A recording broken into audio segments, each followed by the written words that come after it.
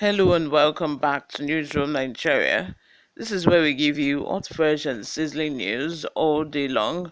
If you haven't subscribed to this channel, please make sure you subscribe. Turn on the post notification bell so that you can be the first person to get notified whenever we upload a new video. Help us grow this channel by giving this video a massive thumbs up so that it gets recommended to other YouTube viewers all around the world as well. Lastly, please leave your opinions in the comment section below. Without further ado, let's delve right into the details of today's news. Breaking news. It's unfortunate that I have to say this on national television. Former minister exposes Buhari with stunning revelation. Former Minister of Communications Adebayo Shitu has stated that ex-President Muhammadu Buhari rarely provided direct oversight to his cabinet members, speaking on Channels Television's Politics Today program on Wednesday. Shitu emphasized that President Bola Tinubu's administration should take a lesson from the previous government and focus on improving the coordination and supervision of ministers. During a 3-day cabinet retreat at the State House Conference Center in Abuja, Tinubu urged his 48 ministers to fulfill their responsibility effectively or face removal. In response to the president's directive, Shitu commended Tinubu for applying pressure on his cabinet members to perform. He also advised the president not to hesitate in removing ineffective ministers. Reflecting on his own tenure as a minister from November 2015 to May 2019, Shitu stated that replacing a minister is not a complex task, as a suitable replacement can be found from the same state as the dismissed official. Shitu added, Tinubu did not issue direct threats to anyone. Pardon me. Shitu added, Buhari did not issue direct threats to anyone. As I mentioned, Buhari has his own style and Tinubu has his. What I do know of Buhari, with all due respect to him, is that he is a more reserved person. He is one person who gives you a job with due respect to him, and he rarely asks how you are going about it. It's unfortunate, but I have to see this in national interest so that governments coming after him will learn lessons. Once you are there, you are there. In Buhari's government, if you don't go and meet him for the next 4 years, he probably would not ask of you. Every Wednesday, people bring their memos and they are debated and all of that. But in terms of policy formulation and supervision, we rarely did have such things. And I am happy that President Tinubu is trying to do things differently.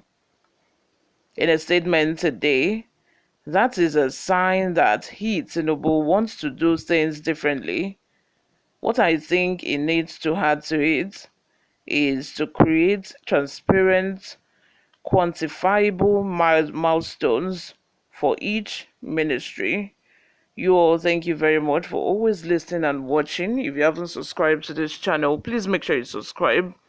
Leave your comments and opinions in the comment section below as always. You all, how do you as a leader who knows that, the the performance of the people that you appoint it's their own performance as well. If those people don't perform, pardon me, if those people don't perform, it's going to also reflect on you, on the president. If the ministers do not perform, it's going to reflect badly on the president.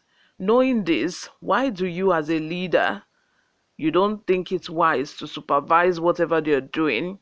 They are just there, whether they act or they don't act, for the next 4 years, even if you don't see them, concern you, which is why, Tinubu, Buhari's regime was as it was, with a lot of complaint and a lot of laxity, where during his regime, where he was supposed to step in, you see him will keep quiet for months, not saying anything about issues. But I think that is the difference between Buhari and Tinubu. On the other hand, Tinubu is telling them that, look, if you don't act, I am going to remove you and replace you. If you are not ready to work, you better quit now, because if you don't perform, I am going to remove you and replace you with someone else, which is very, very good. That way they are always on their toes.